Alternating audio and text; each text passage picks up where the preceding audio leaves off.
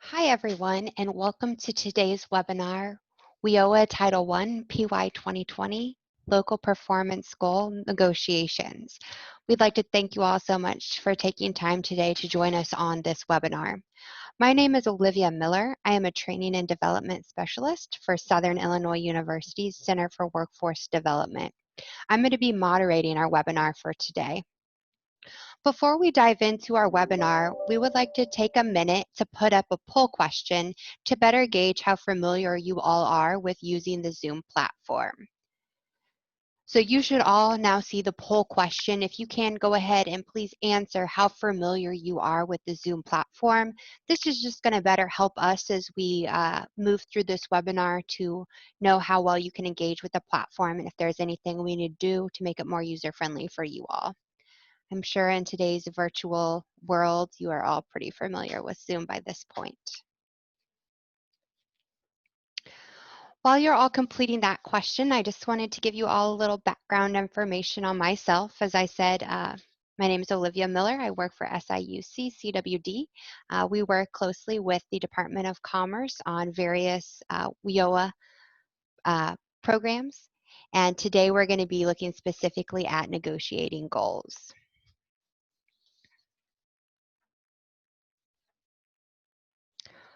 We have a few more poll questions that we're going to answer today before we get started. So the next thing we're wanting to identify is just to get a better sense of where everybody is located.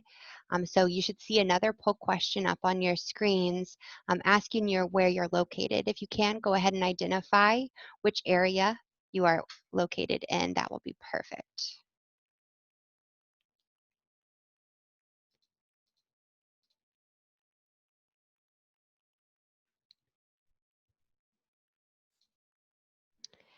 And before we jump into talking about some of our state performance teams, I do have a fourth poll question that we will take a look at. So this next poll question that you can see now is having you identify what your current role is. Again, this is just giving our presenters some background information on who all is on the webinar today as we move forward with the presentation. I'm going to give everybody just a few seconds to get that poll question answered. Still need about 20 more individuals to answer that poll question for us. If you could go ahead and identify your current role.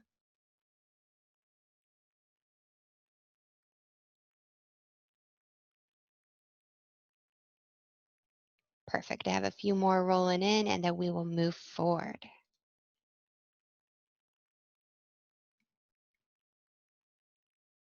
All right. So before I turn things over, I just want to give you all a little background information on the state performance team and the other individuals that are going to be presenting on today's webinar. So on the webinar with us, we have Patty Schnorr. Patty Schnorr is the Technology and Performance Manager for the Office of Employment and Training for DCEO. We also have Mark Burgess on. He is the Performance Measures Manager. He's going to be presenting today. He is also with the Office of Employment and Training through DCEO. And then we have on Paula Berry. She is Reporting and Performance for the Office of Employment and Training with DCEO. She will also be presenting on our webinar today. And then after we go through some of the state performance, we're going to be looking at the states negotiating. And Brian Richards with NIU, he is the Assistant Director, is going to be covering some of that information. And additionally, we're going to have Andy on. He's a research analysis with NIU as well, and he's going to be covering some information on the state's negotiations. So without further ado, I would like to go ahead and pass things over to Mark Burgess with DCEO to get us kicked off on our webinar today. Great. Thank you, Olivia. Appreciate the welcome and introductions. It looks like we have a good representation of all of the local areas today. It's very good to see everyone understands the importance of these upcoming negotiations and have joined us. We had over 100 registrants, and it looks like the majority of them are attending. I'm sure you are all anxious to hear the plans for these negotiations and maybe even a little concerned about how they might play out in the coming weeks. I hope you were able to get on a little bit early and complete the first poll, which was regarding a superpower you'd like to possess. It looks like most selected invisibility, which is odd because most people I've worked with through my years in the system seem to ensure they are always seen and heard. If you selected teleportation, I hope it's going into the past or the future because there's not too many places to go currently in the world with the COVID pandemic that's going on. Today's webinar is to provide a basic overview of the plans we've developed, most of which were outlined in a recent formal WIOA notice. We presented the plans to the Illinois Workforce Partnership Performance Task Force and provided them some time to review them and give us feedback. We incorporated their feedback, and so it is our hope your fears can be tamed a little bit with knowledge this was a joint effort. We'll provide you with information on planning for the negotiations you should be considered for your formal negotiation teams, a glimpse at some tools, data, and information the state will be sharing with all local teams, and when these negotiations will be conducted. We will also provide a couple of opportunities throughout to ask questions and provide comments. But as Olivia outlined, you can submit those through the chat pod at any point during the webinar, and we can address them as appropriate. She will open up the phone lines when we get done with a couple sections, so you can ask them verbally if you want. And we'll finalize today's webinar with Olivia presenting on a new dashboard being developed for transparency of data and information. So where are we now? Here are some of the activities and actions that have already occurred up to today. I started in this performance management position on May 18th, so you can see I was thrown right into the fire as part of our state team in our negotiations with US DOL Region 5. Prior to this, however, I have worked in the Office of Employment and Training for over 15 years. So while performance negotiations were new to me, WIOA certainly isn't, and I had a basic understanding of the performance goals already. Following our call with Region 5, we were provided formal written communication indicating the agreed upon levels of performance. Those have been shared publicly and will be shown again later today. As I mentioned, we've been part of discussions with IWP Performance Task Force each of the last couple of months and presented much of today's information to them during those calls. It has also been shared in the basis for issuance of the WIOA Notice 20-NOT-01, which was issued on August 3rd, 2020. Hopefully you've all had a chance to review the contents of that, but we'll cover some of that in our webinar today. Here you'll see a few highlighted dates. While the state developed an aggressive timeline, it felt it was achievable and the IWT task force agreed. However, we've realized there were many competing priorities during the months of July and especially here in August that have put us a little behind in providing information to all of you. We've requested an extension of the deadline to conduct these local negotiations and are awaiting word from US DOL on whether they will accept or deny that request. Once we hear from them, we will make necessary changes to all of these highlighted dates. The first one you see at the bottom of the screen there is on the negotiation tool. Brian and Andy will speak to that information later. We certainly hope to get that out to you as soon as possible. As a result, we will be issuing a change 1 to the WIOA notice that will update the timeline and also provide some additional information. One item in specific that we are developing is a local negotiation tool and a statistical adjustment model for Illinois. And again, because of those priorities and submitting required reports to US DOL, we are still putting all the historic performance and participant data and other information together, and we'll provide you with those resources once they're completed. We anticipate having that tool to use sometime in mid-September. So what is next? We've got quite a few things that still have to occur. And again, these dates are all highlighted in yellow because we're waiting for the response from DOL, and we'll adjust them accordingly. Even if we don't get the response, we know we've got to adjust some of these dates. So we'll get those out to you as soon as we possibly can. Part of the upcoming activities will include a request to each local team to submit your proposed goals for each of the 15 measures being negotiated. Paula Berry will touch on these a little bit later. We as a state had to submit proposed goals to US DOL, and that was the starting point for our calls. So we've modeled this process after state negotiations, as well as several other states who already have policies in place. While we indicate a short window for local areas to prepare for the calls, the time is now to begin those preparations, and hopefully some of you have already joined to discuss some of the information you think you need from your side of the conversation. Following completion of all of the 22 calls that we as a state have to do, we are required to submit the agreed levels of performance to USDOL and to all of you, and all of you are then required to submit them or incorporate them into your local plans. And you can see some of the dates that are currently in the WIOA notice, but again, we'll be changing those. So what should you be thinking about doing next? As I mentioned, there is an existing notice outlining performance negotiation process, and a change is forthcoming. In preparing for those negotiations and submitting your proposed goals, there are 4 key factors that need to be considered. These are further outlined in USDOL Training and Employment Guidance Letter number 11-19, titled Negotiations and Sanctions Guidance. The first of these is that each local team, while being focused on its own local goals and negotiations, should be comparing across all local areas. OET here at the state will be providing the most recent data for all OEAs, including previous, actual, negotiated, and adjusted levels of performance, and will use this information throughout the process. You'll receive an overall ranking for each measure for recent years so you can see how you perform across the state. The purpose of this is not to call out other areas who are performing exceedingly well or have lower performance, but rather to recognize the unique conditions that each existing across 22 local areas and where you may be able to perform at a higher clip. Your proposed goals and our negotiations should recognize that. The second factor is that levels of performance involved should be adjusted using an objective statistical adjustment model or an SAM, which we will be providing. We will include the estimated outcomes produced by the SAM, including the coefficients and local values for each variable. Brian, Richard, and Andy Blanky have joined us today from NIU and will be speaking more to that later. These estimated levels of performance may not be altered for the purposes of negotiations, including any changes in anticipated participant characteristics or economic conditions that would result in changes to those levels of performance predicted by the model.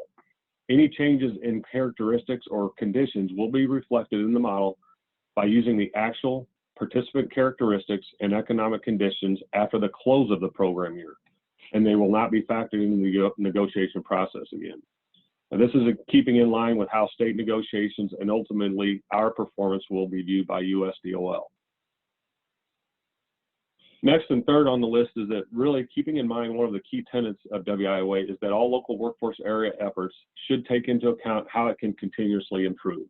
Recent WIOA policies such as those on service integration and one-stop certification speak to this. It is critical that states and ultimately local areas and other grantees ensure optimal return on investment of federal dollars. The state will consider continuous improvement factors in the negotiations. So as you plan for those calls, think of your past performance and how those results can be improved upon and to what extent. Without going into all of the potential means of defining continuous improvement, a couple might include increased levels of performance previously attained or a change in service strategies and delivery that might include more innovative or aggressive approaches. If you're, when you see your rankings, if you're at a top performing local area in a particular level of performance, then you should strive to maintain that level. Whereas if you are a lower on the ranking, you should develop plans that might lead to an increase in your ranking across the state.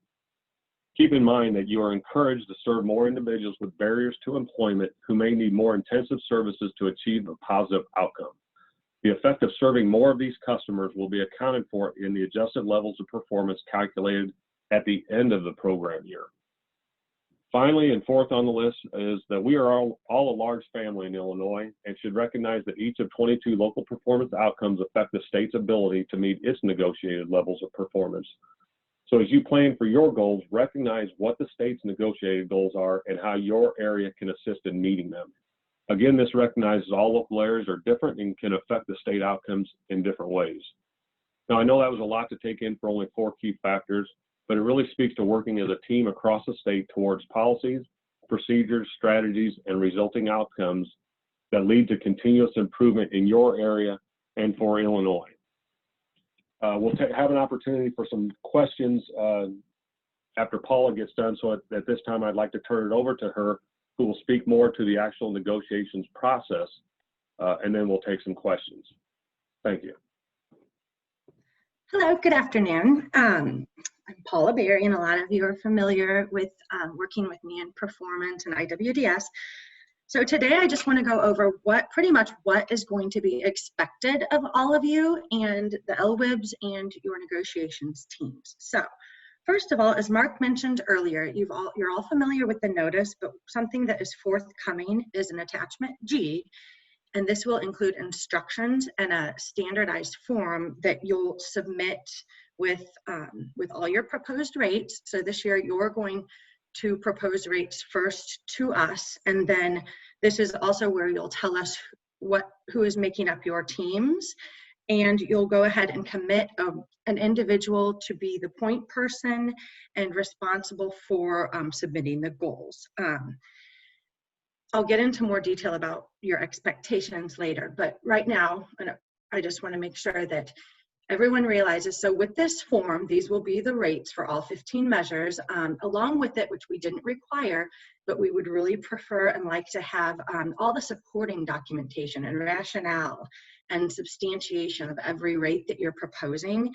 And while we're not requiring it, just know when information isn't given to us about why you're proposing rates, we'll just have to ask you on the call, and it's not to call anyone out or put anyone on the spot, but just to understand where you're coming from. And then what you'll have in front of you, and you'll always want to go back to, is your historical data and information, which is just your past performance outcomes, 17 and 18, what happened in those years, and kind of what's been going on with your performance. And then of course, the data and information, you should be able to always verify it and replicate it within your area outcomes and your participants and exiters. So moving on, this next slide is just going to, okay. These are the rules about the submittal of this form and how you're going to establish your local negotiations team. They should consist of up to 5 members who will be on the actual negotiation call with the state, with OET. And we would really like to have everyone consider including an LWIB chair, LWIB members, CEOs, at least a Title I administrator, and of course always LWIB staff. And we know that schedules are very, very hectic. We're hoping, and we will try to be as accommodating as possible to make sure that all the LWIBs are going to be able to be including the point people that they prefer to have on their team and on the call. So you will indicate those on the form that is forthcoming. On that form, like I said, you'll identify a single primary contact.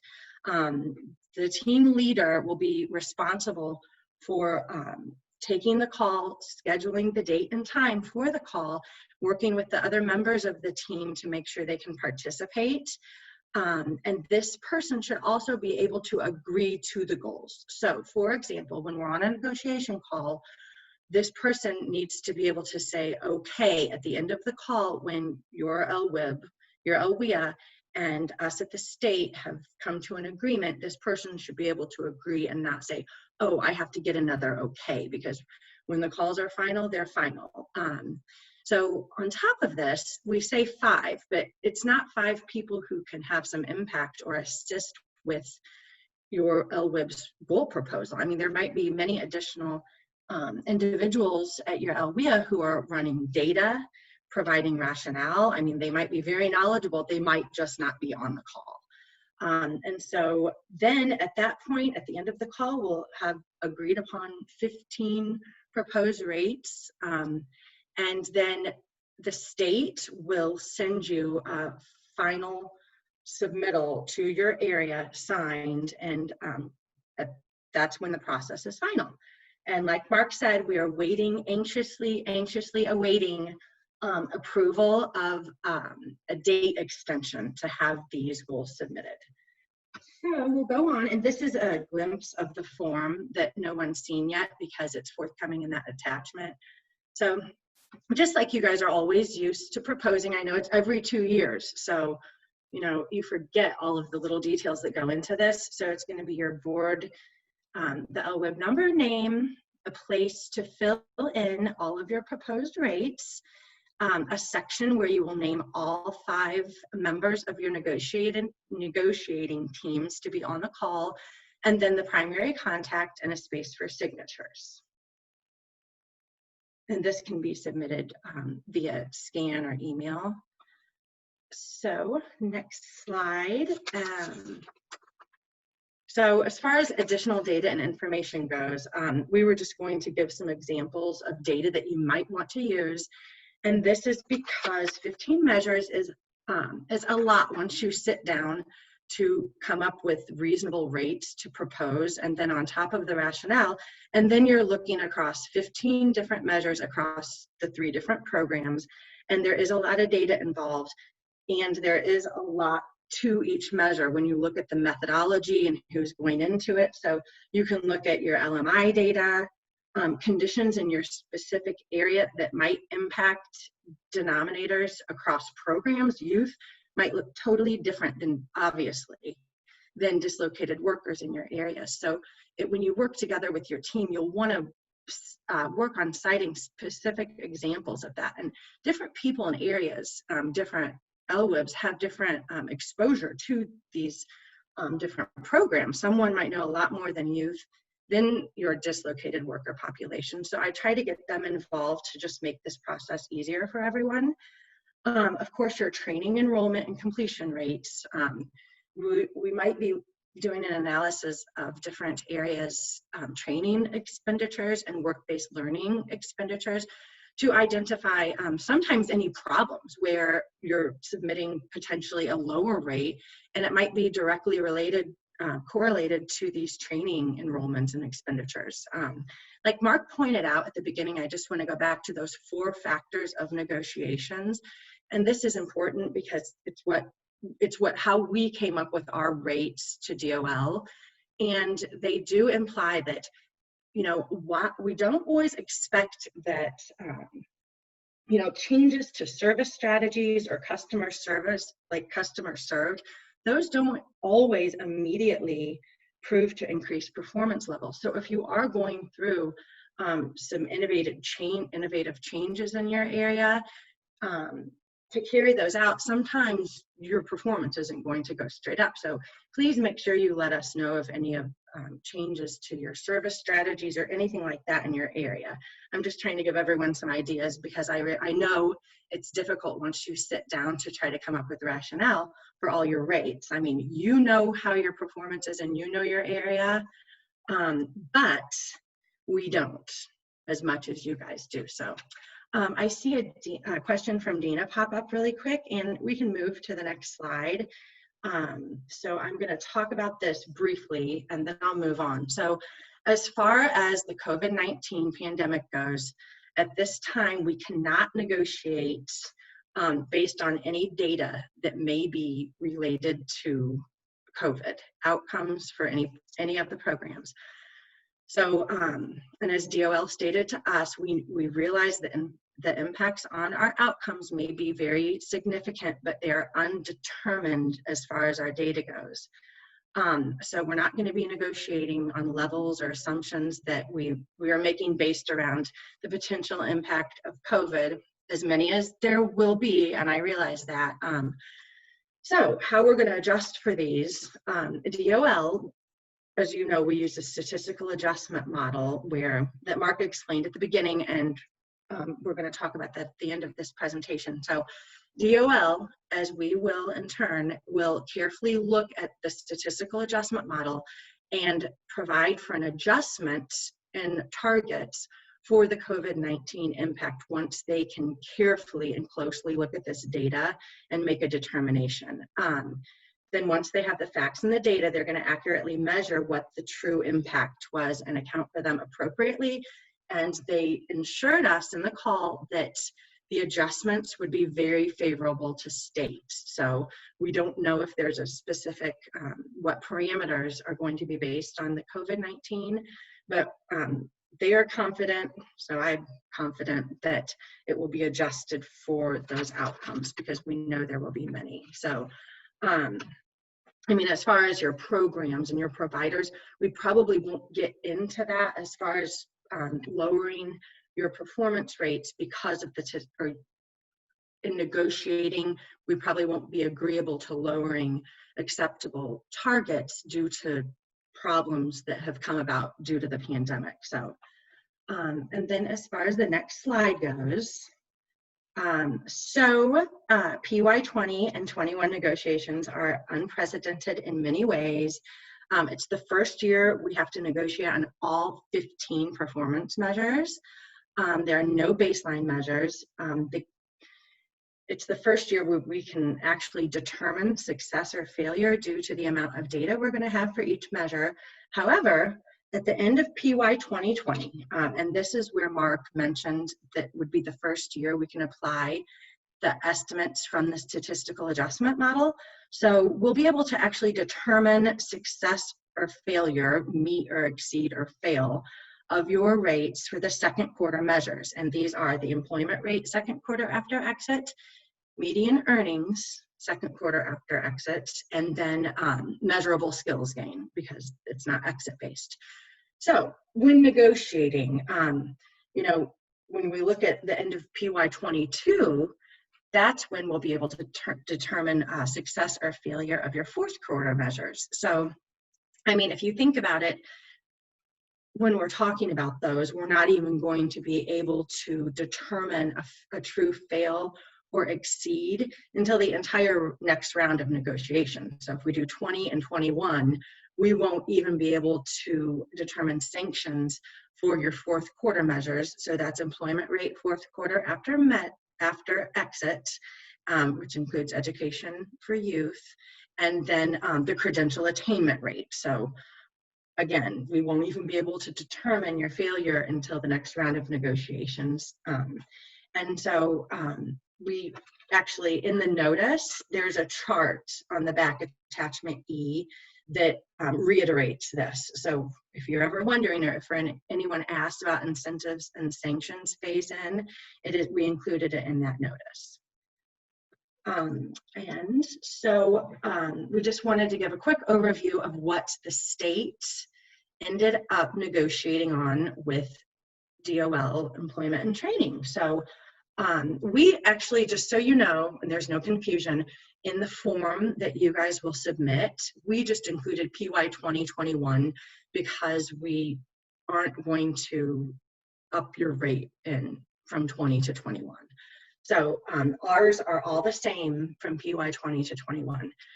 So these are adult measures and employment second rate after exit. I know we've had some questions about these in task force calls. Pretty much since the median, this was the first year that median came out of baseline, they have data now. So if you ever look and see where our 18-19 proposed goals were, and it seems that the state agreed to some rates for 20 and 21 that seem a lot higher, it is because in all actuality, our 18-19 goals were that they gave us were very low in comparison to what our data truly showed and what our 17-18 outcomes were. So these are right in line with where we were and where we think we can be as well, especially when you talk about the statistical adjustment model for those second quarter rates. When we did the analysis, that model really did, they were right on where I could look and see our 18 outcomes were, and even very preliminary PY19. So we can move on to dislocated worker. Okay, so the dislocated worker employment rates both being at 81%. This is a conversation we had, and it was a negotiation, but you know, based on Illinois' rankings, we were always kind of in that third quartile, and we did show improvement, but when it was all said and done, the model showed that based on any adjustments made, our dislocated workers would perform around 81% with the employment rate at both the second and fourth quarter after exit. And again, this is not taking into consideration any of the potential impacts of COVID. employment, even for the dislocated workers. The credential attainment rate for dislocated workers, we negotiated this, and I'll give this to all of the LWIBs, and they asked for input about these types of things, but since we do co-enroll all our dislocated workers with trade, I've seen a big impact in a couple areas where, since they go immediately into training, they're immediately in your credential measure, whether or not they opt to take their job back 2 months later. So I do think that that point was well taken, and that's an example of the types of data that you guys can give us and rationale to talk about during these negotiations. And DOL clearly wasn't trying to get us in any way. I mean, they're not wanting us to fail, show continuous improvement, and we didn't increase drastically in any of the measures except for the measures that were baseline. And I knew going in that, like, our median earnings rates were very, very low. I mean, we came up a lot on our own. And I just saw a question from Steve pop up that is the variance still 10%? Yes, the threshold for meet or fail is still 10% of your negotiated goal. So we'll be negotiating on that factor too, that data element.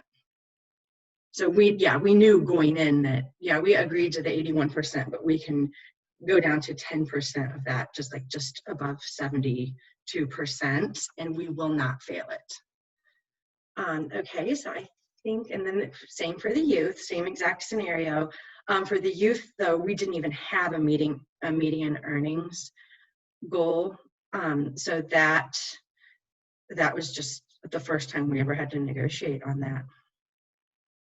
And then just looking back, the measurable skills gains, they all do seem low. And I just think that this is giving the states some time for lag with getting our systems up and running to include the appropriate, or to include everyone correctly in the denominators, to make sure the systems are tracking all the different gains accurately. So those rates were negotiated somewhat low, seemingly, in comparison with the credential rates. So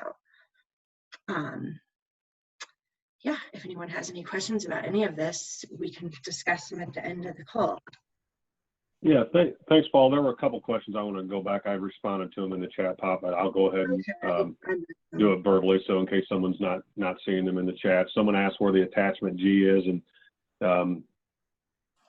that will be forthcoming in the change to WIOA notice 20-01. So we'll get that out in the next few days. Regardless of if we hear from DOL, we're going to follow up with them again. But if we don't get a response from them, we'll still issue the notice update to give you that form and revise the dates with the assumption we aren't going to get an approval, and we can always, again, revise those dates, which I kind of went through that slide a little bit quick and not identifying all the dates because we do recognize they'll change. But we're going to give ourselves about 3 weeks currently in the schedule to put all of these on our calendars. Keeping in mind, we at the state level have to do 22 of these. All of you only have to do 1. So we're trying to give ourselves enough time to schedule them all, knowing that we'll have some competing schedules and timelines at some point. But we might have to condense that to the last couple of weeks of September if we don't get an extension. DOL reached out to us asking if we want an extension, so we anticipate we're going to get that, but we can only go with what we receive otherwise. So it'll be very important once you get that form that you submit it in a timely fashion, because that's really going to dictate to us who we're going to contact first to schedule calls. So pretty much the earlier you get that into me, the quicker we'll be able to get you on our calendar of dates and times within that 2 to 3 week period of time. And so if you're one that isn't able to meet with your team early enough or sift through everything and come to an agreement on what you want to propose goals at and submit those later in August or into September, then you might end up with only a few dates left or times within those dates available, and we'll have to do our best to accommodate both yours and our schedule. So again, it's imperative that you try to do this a little bit in a quick fashion. In that form, I know it's critical that you get the right goals, so don't rush into it, proposing goals. But we want to make sure we get these done by September 30th. If we don't get that extension, the intent is if we get the extension, everything will be backed up an extra month. We'll get the tool out to you as soon as we can still, but instead of the last 3 weeks of September, we'll utilize the last 3 weeks of October to conduct those. And then we need a week or so time to do the last 3 activities of informing DOL, informing all of the local boards and CEOs, and then allowing all of you to get your local plans updated with your goals by a date we think will be just before Thanksgiving. So bear with us as we wait for them, but we will get that form out to you as soon as we possibly can so that you can be working on it. But you saw the form. It's pretty basic. We're just asking for you to submit your team and submit your goals. So you should be able to do a little bit of background work on that prior to that. The other question, and now I'm scrolling back up to these, was the team itself. Paula said we don't want any more than 5 members on the team call. You could have any number of members helping you prepare for your negotiations, gathering data, discussing conditions within your local area, business closures, what have you. But we only want a limited number on those calls just so we can focus on the people that should be speaking and speaking on behalf of the local area. So it's important that somebody on that call, because that's really the agreement, is on the call. It's not the letter coming out. We make the agreement at the end of the call to say, all right, let's go back through all 15 goals that we just talked about, and here's what we have down as the agreed upon level of performance. So once we leave that call, you should already know what your 15 measures are. You shouldn't necessarily have to wait for the letter from us to identify those. And also going into those calls, those proposed goals, if you do a good job and are consistent with what we're thinking at the state level, the goals should be, there might be several of those that we agree right upon prior to the call, and right at the beginning of the call, we'll set those up right away and say, here's 2, 3, 4, 5 measures where we agree with your proposed goal. I think we had 4 of them that the DOL agreed to, somewhere in that neighborhood that we had proposed. And so we didn't have to discuss those. We just moved forward and start talking about the other ones. So the closer we are in agreement going into the calls, the less time we'll need on those calls. So again, to finalize that is just take the necessary time to prepare, but also realize that the sooner you're able to submit these and provide them to us, the sooner we can get you on our calendar. And hopefully it's a better agreement with all of your team members. It may end up being the later the time period goes in scheduling your call, you might have 1 or 2 of your members not available because they have conflicting calendar commitments already. So we've got a few more coming in. They asked about the presentation. Look in your chat pod, and Olivia's uploaded both the presentation as a PDF as well as the WIOA notice. Actually, I think you uploaded the notice twice, Olivia. So we should have the PowerPoint PDF up there as well. And so we agree with you, Dina. Keep your fingers and toes crossed for the extension. We really feel like we're going to get it because they approached us, but we can't move forward with any extended timeline until we get that. Next question is, can we get a side-by-side of the 18 and 19 state negotiated goals?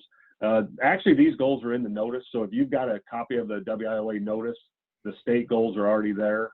Oh, you're looking for the 18, 19. Paula, do we have those available we could share? Sure, and those are just the state goals in IWDS, so, but sure. We could make an attachment like that. The next question Steve asks is, will each of you receive the other LWIA goals to compare to? And no, you won't be able to get their proposed goals, but what you'll be doing, just like they're doing in setting up their proposed goals, is you'll have a comparison of their historical goals. So you'll see the 17 and 18 goals, or 18 and 19. You'll be able to see what they negotiated. You'll also see the performance, because that's how we do a ranking. As I mentioned before, that's one of those comparisons. You'll see where you are in comparison to the other 21 local areas and the state. And so you'll be able to see if you're overperforming. You know, when we looked at these ranks, there are a few LWIAs on some of them that are consistently above the median range. And it would be expected that they would negotiate and propose goals that are consistent with that. So you'll be able to see where you're at and compare yourself to others, especially those that are very similar in economic data and information. And Mark, I'm getting ready to share in the chat. We have a page set up on Illinois WorkNet that focuses on performance that actually has those PY 2018 and PY 2019 goals for people to be able to refer to that. And I'll get that link shared here in just a second. Oh, great. And then another question is there an expectation that some local areas will set their goals above the minimum state goals? And yeah, I think that's how you get to an average is when you'll see the rankings, all 22 will be there. And this is just the same way that the feds did to us, is they gave us the rankings of all the states, and they put us in 4 quartiles, showing the top 4, you know, upper quadrant, lower quadrant, and then the lowest quadrants. And so, you know, back to my comment about continuous improvement, it's expected that everyone should think about how they can improve from past performance. We know it's a very, you know, difficult times, uncertain times, but it's consistent with what DOL did with us and all the other states. And so we are passing that on to the locals. If you're one that was consistently above the state goals, then we would expect that your performance goals, proposals, I should say, for this round should probably be consistent with that.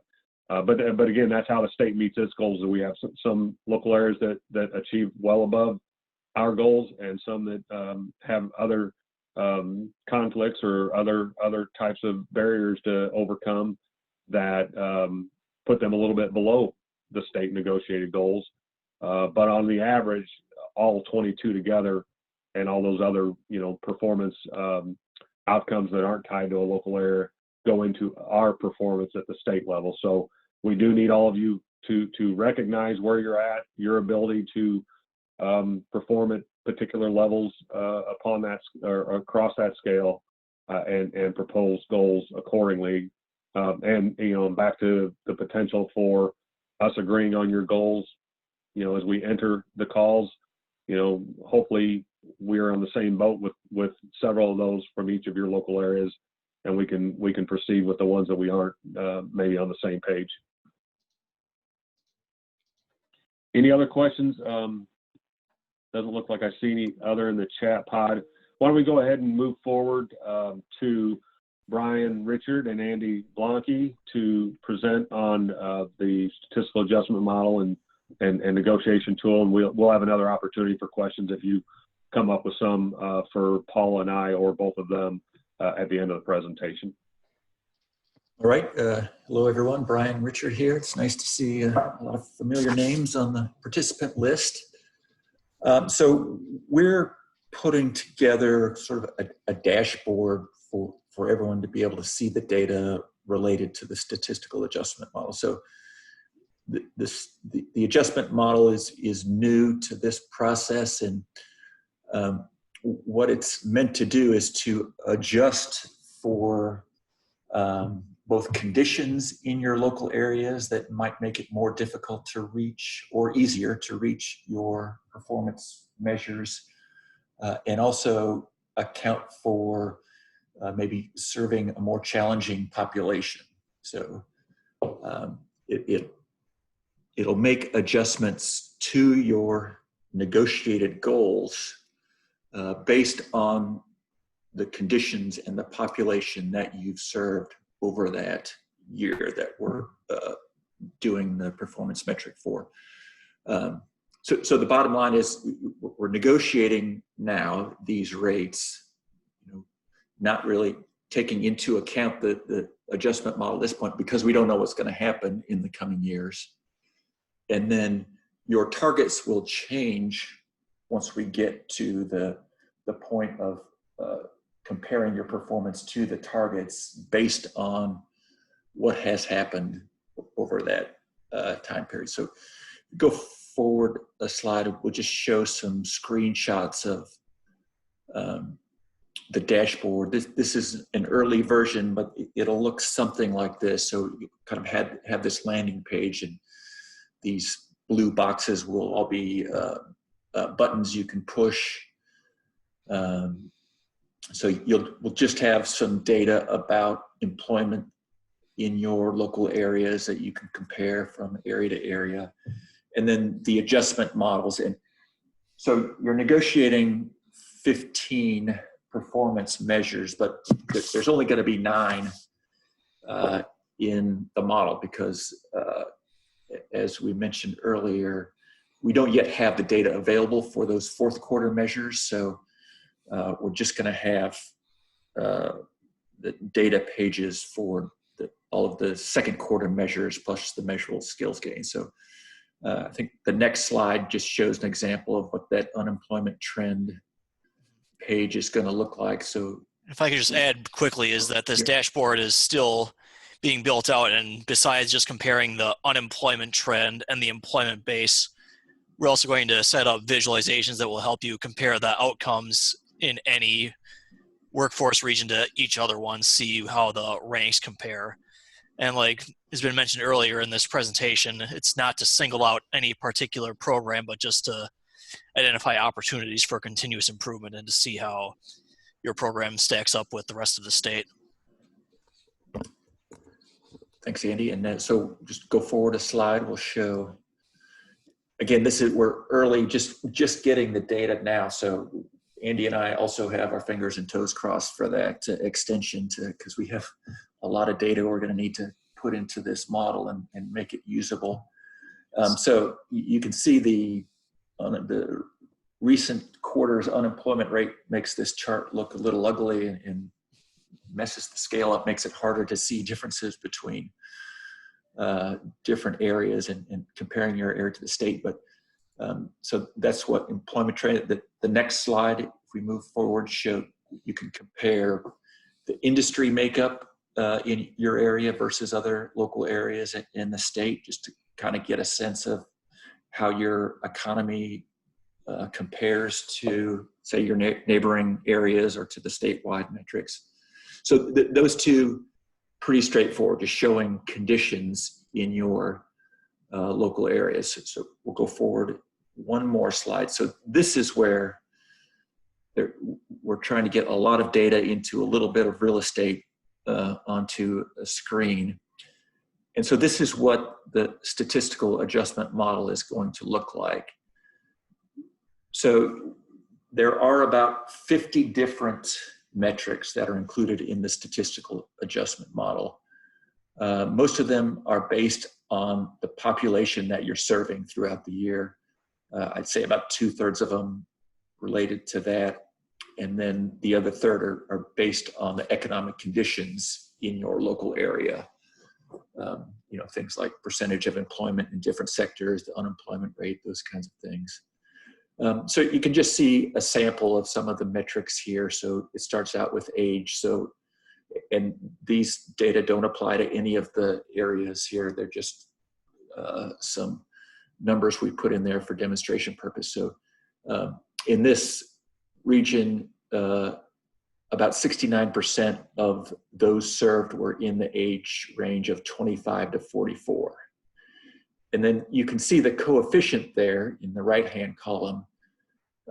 So the negative coefficients mean a higher portion of the people you served, that's going to make your performance target lower. So you can see that if you're serving a lot of people over age 60, that's going to lower your performance target because the coefficient is a -0.6. So for every 1% gain in your percentage of population over 60, percentage of those served over 60, that's going to lower your target, in this case, the employment rate. This is the estimated employment rate in your area. And the positive ones means those items make it easier for you to meet your performance goals. So it's actually going to increase your performance goals. So, and these numbers are all provided by DOL. We didn't estimate any of these numbers. These coefficients are provided by DOL. And so, for example, if you see construction employment has a positive coefficient. So if your area has a higher portion of employment in construction, that means that DOL has found that that makes it easier for you to reach at least this performance target. And so you'll be able to look at your area, compare it to the state. We'll have some historical data in here so you can look back over the last several years. We'll have every local area in this, so you can compare your population served to other local areas. And so this is more to give you an idea of what's going to happen on the back end. You know, are your performance targets going to be adjusted based on this model? And those adjustments will be based on primarily on those served. So if you have a higher portion of harder to serve population, your targets are likely to be lower. Yeah, this will be by the LWIA, not by EDR. So this will be specific to your local area. Any other questions on that? And once we do get all of the real data loaded and this ready to go, I think we'll have another webinar just to walk through the model. It'll likely look a little different than this. This is an early stage, and so that we can actually walk through the model with real numbers for each of your local areas.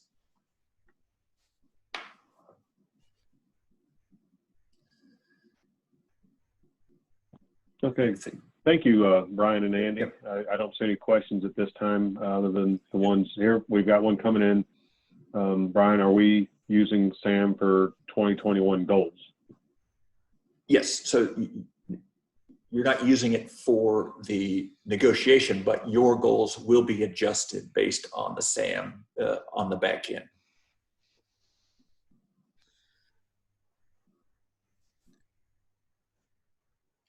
And then Amy's asking, will we have this data and use it to justify a lower rate? Yeah, yeah, that's what Brian said. Is this information that's going to be provided in the tool is what you're going to consider in addition to all the information Paula spoke to. You know, your economic data that we don't have the ability to gather for 22 local areas. It's really going to be imperative that if you are proposing a goal that you feel strongly about, especially if it seems low on the scale compared to our state one, I would think that you are providing us all that information that justifies why you're giving the goal you're giving. Because when we enter into those negotiation calls, we need to have that information already in front of us. Otherwise, it's going to be very hard for us to understand why there's such a difference between your proposed goal and ours. You know, use that information as basis for setting your proposals. That'll be coming in the negotiation calls, but also any other information, provide it to us so we have it. You know, we're trying to provide you everything we're using, so we just ask the same in return, that if you're using additional information, we have the ability to look at that. That'll help us maybe make some decisions to agree with your proposal before the call and make them much easier negotiations. Not that I don't think they'll be difficult negotiations by any means. You know, I was pleasantly surprised by that, although it was obviously my second day in this position. But you know, we had a few where we talked as a team before we went back to DOL and said, here's what we think we're at. But I don't think anything was real difficult. I think we both sides had the information they needed to come to some agreements. There was some back and forth on some of those. And I just, you know, I anticipate that'll occur with some of your local negotiations. But I'm looking forward to them and think they'll all go fairly smoothly, with the understanding of what we've presented today, in the sense that some of these things we don't know and we can't take into consideration when we propose goals. We'll have to respect DOL and respect the data at the end of the process rather than try to predict it before the process. A few more questions there. Let me Yeah, we have a ahead. couple. let me respond to Amy's question about the SAM. So DOL says that no, we're not using the SAM in our current negotiations. It adjusts after, and the reason for that is the data we have now is historical. It's already happened, and we're negotiating goals for the future, and we don't yet have the data that's going to be needed for that, obviously, since it hasn't happened for the SAM. So the SAM is going to be on the back end, as LaDonna, I think, describes there. You're negotiating, and then the conditions that occur over the coming year, the performance year, the data from that period will be put into the SAM, and then your goals will be adjusted based on that. The SAM, we're presenting it on the front end, I think, mostly for you to get a good understanding of how it's going to be used and what it looks like. We hope to have the SAM ready for viewing in the next couple of weeks. We're just now getting the data we need to put into it. So we need to get the data formatted and into the model and get the kinks worked out. So I would think looking hopefully early September. And did I answer the questions? I guess I want to make sure. Yeah, I believe you caught all the questions that were focused on SAM, and then we did have another question come in that might be more applicable for Mark to answer. Caroline asks, will the links for the negotiated references be live in the PowerPoint when it is sent out? They hopefully will be. You know, sometimes that's not always the result, but they're in there. They should be usable, Caroline and others. And some of the, you know, these next 2 pages really are all links to get you to the information we've recommended you consider as you prepare for these. These, especially on this page, economic data resources are the ones. There's just so much a wealth of information that we at the state level can't necessarily look at 22 local areas, all this information. So if you want to look at any of these resources and feel like you find data that supports your goal, make sure you copy and print those off and include them with your proposed goals document. But hopefully the PDF that Olivia shared earlier of this PowerPoint, all those links are working. They were working previously, but you know, we know how technology sometimes fails us, and sometimes in the, you know, when we need them most. And then the next page shows some other resources on negotiation and the process itself. If you want to go that one, you know, it shows the notice. And because of our e-policy system, we can give you a link to the policy itself on negotiations, but the notice is an attachment to that policy. So that's why you don't see a link there. Just go to the general requirements for negotiations link on the right-hand side of e-policy. You'll then be able to see the attachment on the WIOA notice. All of the attachments to that notice are there. And certainly once we get the change 1 issued, we'll replace this one with a new one and all of this information. So hopefully everything works and we provided you with enough information that you can do a good job of preparing. And then there's another one, Paula, for probably you as much as I. Has there been any thought in having career coaches record more barriers during eligibility? Right now there is limited incentive to record all barriers due to the documentation verification. My understanding is, yes, you want to record every barrier that you can for each customer or participant for 2 reasons. One, you can look at this PowerPoint and what we're here for and say it's a performance issue, because at the back end of it, those will be figured into your performance outcomes.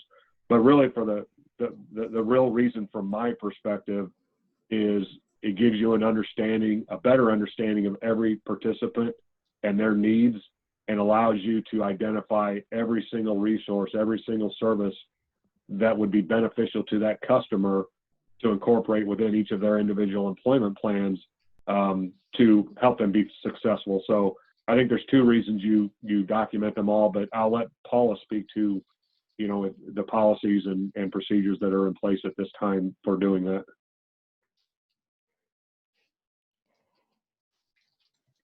So yeah, we've been kind of mentioning this for the past few years when DOL brought the SAM to our attention, because it can work both ways. If you don't have, if your participants' barriers aren't identified appropriately, it may look like you're having an easier time with your exiters than you did in the year.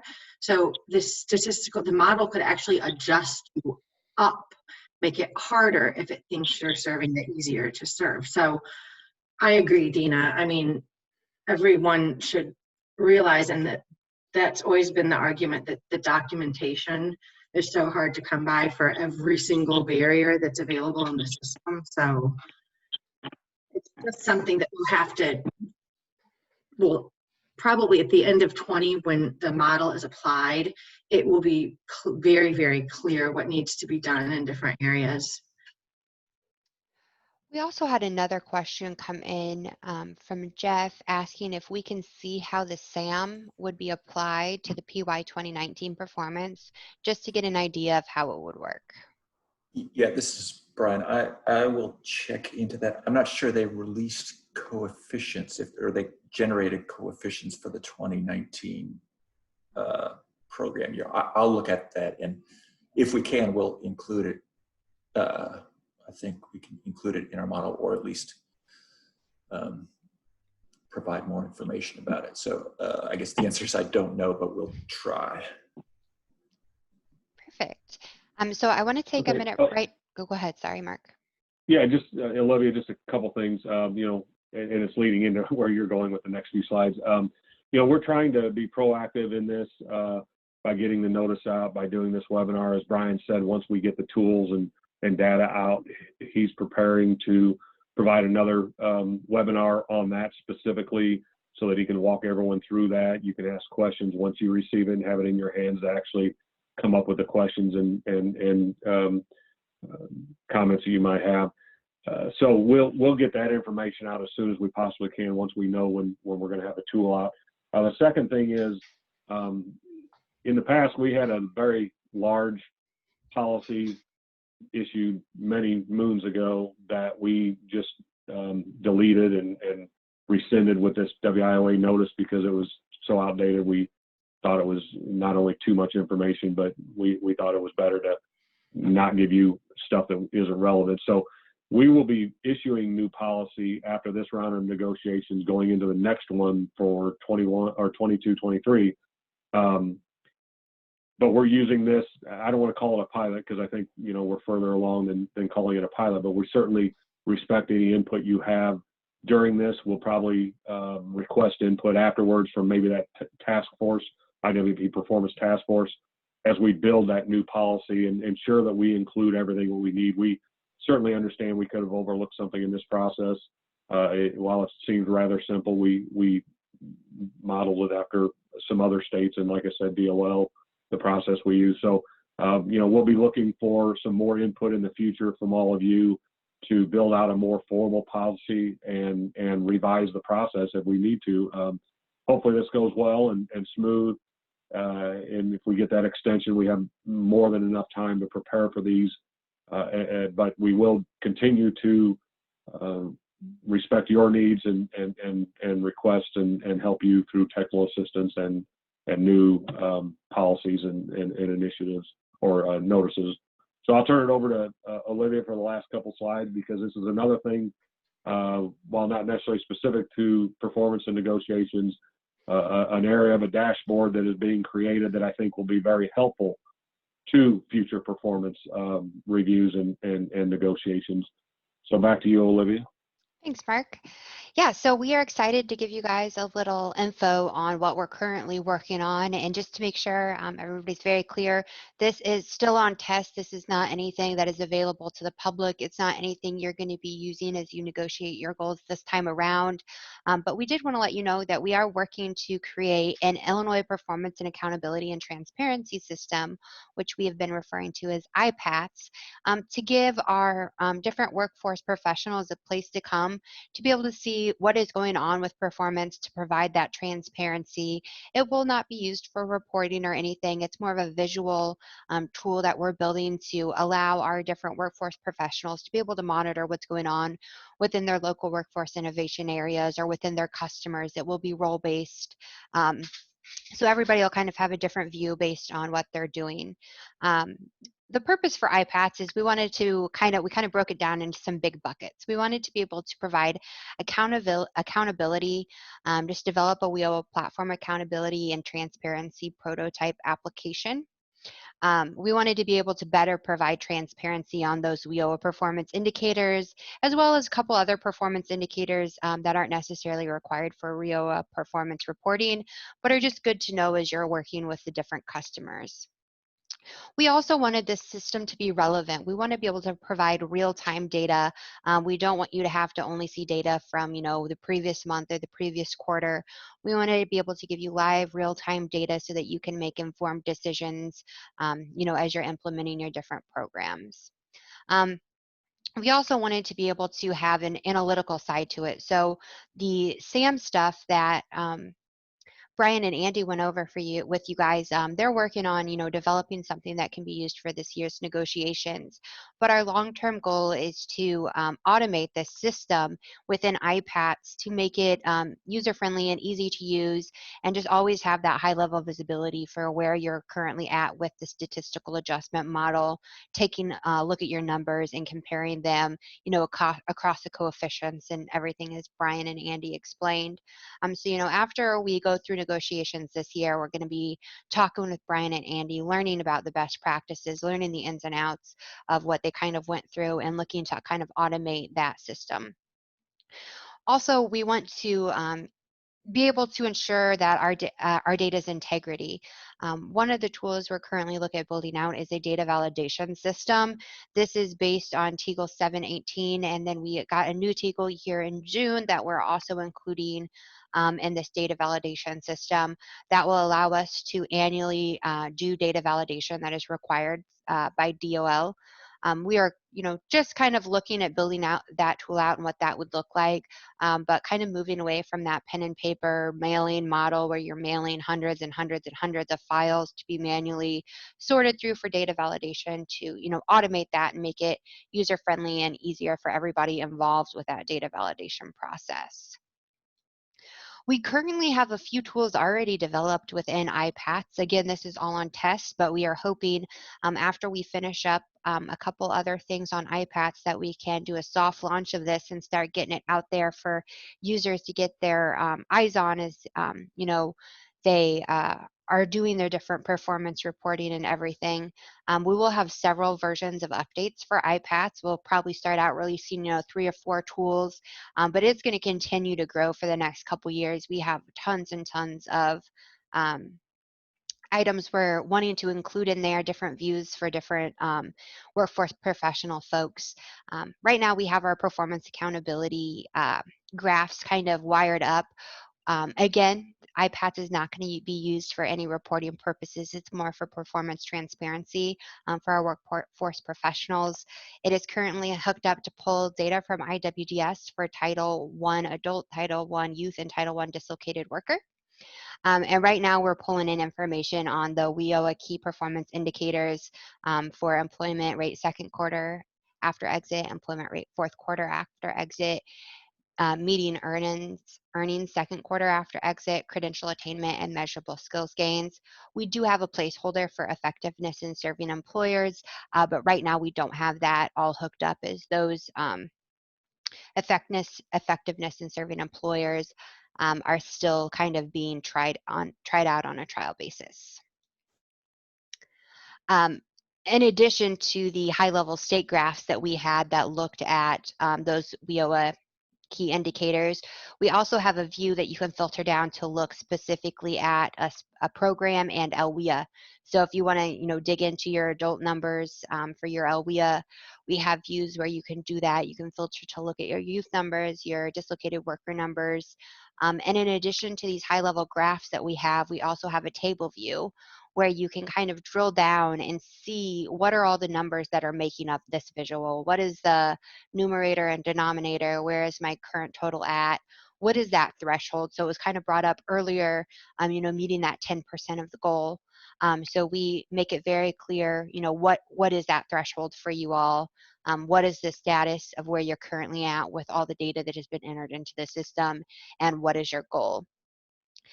For our numerator and denominator counts, you can see that for this 88, I have it going down to this customer list. So we have then taken those numbers and linked them directly to the customers that make up that numerator within IWDS. So you can not only know that you have 88 customers making up your numerator, but those 88 customers are, and then you can figure out who those individuals are. The view we have now is kind of filtered down to remove all of the personal identifying information besides their first name. But one of the great things about our customer list is that it is set up with a ton of different data elements that you can choose to include or exclude from the data table. So you can include, their last name, the last four of their SSN, some more office and program information on them as well. So you can see those tables with the different kind of information you may need to be able to move forward. Again, just high level view kind of where we're at with this IPATH system. We do have a couple additional tools that we're working on building out. One is an LWIA comparison to kind of let us see where the LWIAs are at across those WIOA key performance indicators as a whole. And then we're also working on developing a dashboard. I see some questions coming in. David asks, can you share any idea on how we can establish goals for serving employers and how we can document the work we are doing with employers? I'm going to pass that question over to Mark or Paula to see if they might know the answer to that. Patty actually might be, if she's still on the call, whether this should be incorporated in this, but I think, when we speak to employers and serving employers, we have performance goals that right now, actually we don't have a goal on, but it's a performance measure. We're in a pilot program now with DOL, waiting for them to make a decision on one of three of the measures that they want all states to meet. So there's certainly information out there. I just don't know who houses it, how it gets brought together from all the different, at least core partners that are held to that measure. And so I don't know, if Paula or Patty have thoughts on how that could be incorporated in IPATH, or if it would have to be something else in one of the other facets of Illinois WorkNet.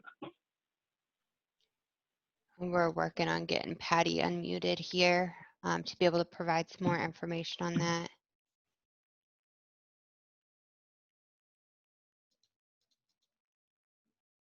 While she's getting unmuted, I think I got there. Can you hear perfect. Yes. me? Yay. Okay. Regarding effectiveness, one thing I want to say, since I got to be able to say something here, is I want everybody to be real clear on the sourcing of where the data is coming from for performance for IPATH is IWDS. So we're getting all the information out of IWDS. So what you're putting into IWDS, this is just another visual, another way of seeing some transparency and being able to see what's in there besides just the normal like crystal reports and reports that are on the IWDS screens. It's just a tool that we hope will be coming up soon that everybody can utilize to help measure and do what they're doing. Effectiveness in serving employers is one of the primary WIOA primary performance indicators. It's been in a 3-year pilot phase.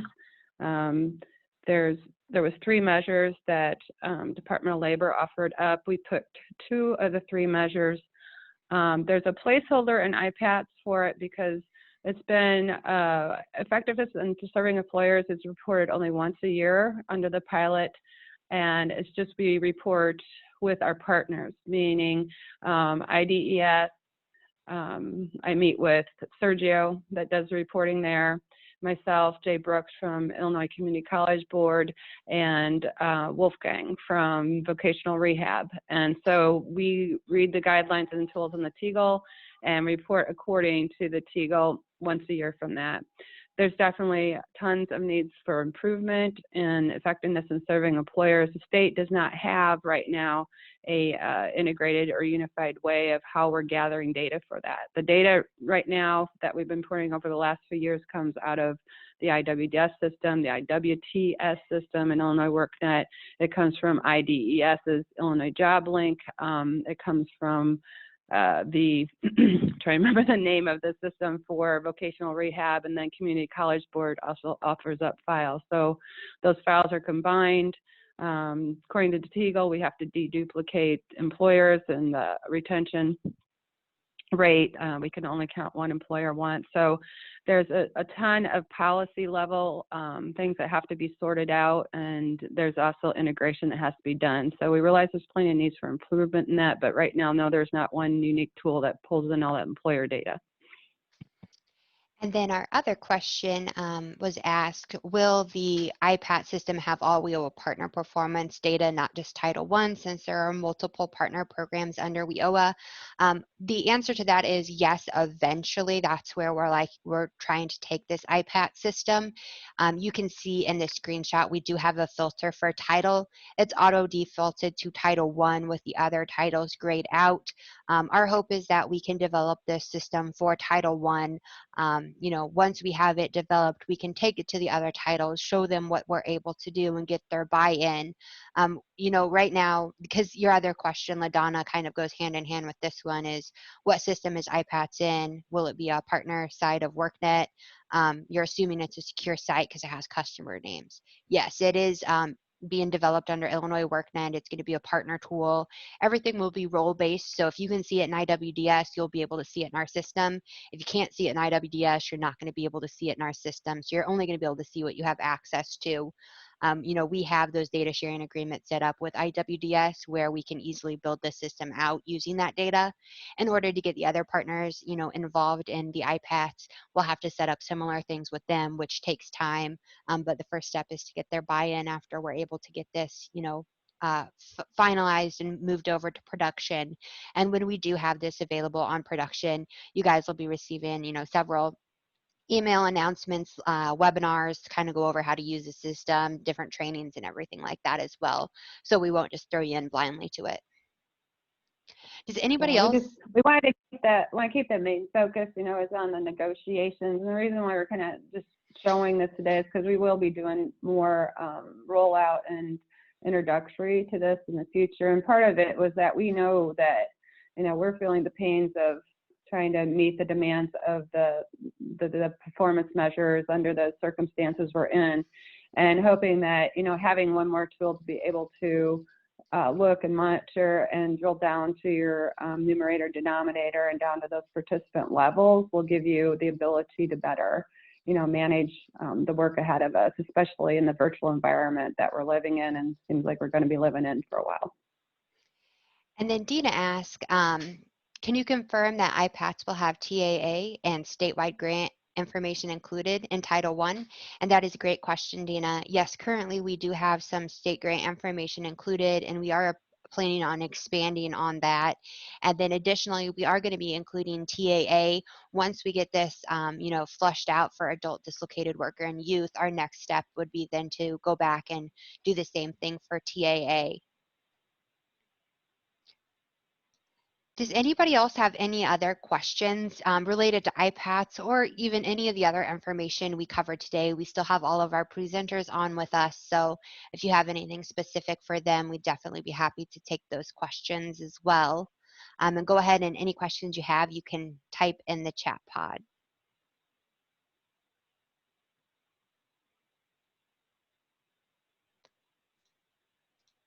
We'll give everybody, you know, a minute or so to get their questions typed in. But in the meantime, if there's anything that our presenters would like to address, now would definitely be a good time. Before I pass that over to them, though, just know that after our call today, we're going to be downloading this recording and getting it uploaded in YouTube so that we can provide you all a link you can easily use to access the link you can use to get to the recording of this video. We'll also be sending the notice and a copy of the PowerPoint presentation. And in that email, we will go ahead and list out all of the different resources that were made available in those things so you can easily get to those. We do have a 5th poll question I just threw up. So now that we've kind of went through our presentation, we would like to know if you feel better prepared to negotiate. So if you guys can, take a couple seconds here and get your answers put into the poll question. And I'll go ahead and open things up if our presenters have any additional comments they would like to add. No, thank you, Olivia, and thanks to Paula, Brian, and Andy for presenting on certain areas today, and Patty for adding additional information on IPATS. As you complete that poll, if you're one of those that feel like you need some more assistance, feel free, if you want to go to the next slide there, next couple slides, Olivia. I will be the contact for this process. So, if you have any questions, if you feel like you need something that we didn't provide today, please reach out to me directly.